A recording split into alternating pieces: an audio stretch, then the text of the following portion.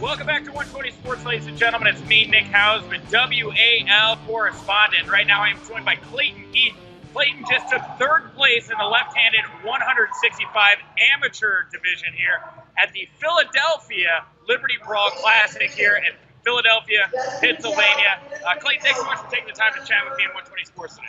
Thanks for having me. Now, you can hear right now, behind Clayton and I, we've got a ton of action still going on. It's going to be going on all day long. But Clayton, I got you here right now. We just wrapped up the amateur portion of the show.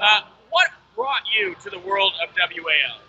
Well, my good buddy brought me into it. He was gifted at the sport and now is competing at a pro level, and he wanted to educate some of our friends about it, and I found it to be a very addictive hobby. Yeah, very addictive. Now, I'm going to ask you, Clayton, when you first step up to the table, what's the first real lesson? What's the first real thing you learned about arm wrestling that you still kept with you?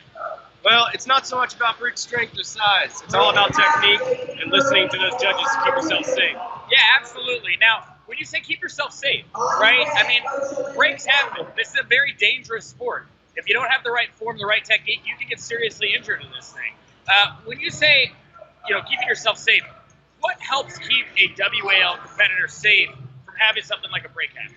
Well, you got to keep your eyes and ears open. The judges are there to help you. They're not there to give one or the other more advantage. So you got to listen to what they're telling you. You also got to keep your eyes open. You got to look at your hand, make sure it's inside your body, making sure that you're not going into a dangerous position. Yeah, absolutely. And right now, we've had some great action here today in Philly. We're here at the 2300 Arena, an arena known for fights. What about Philadelphia? What makes this a different kind of tournament for you?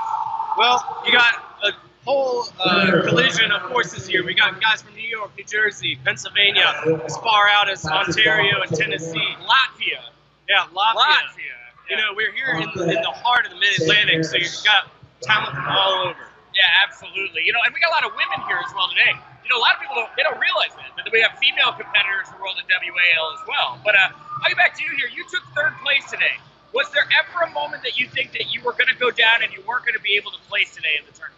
Oh yeah, absolutely. I got taken into a real strong hook, but I was able to come out of it for a little while and make that guy work for that win.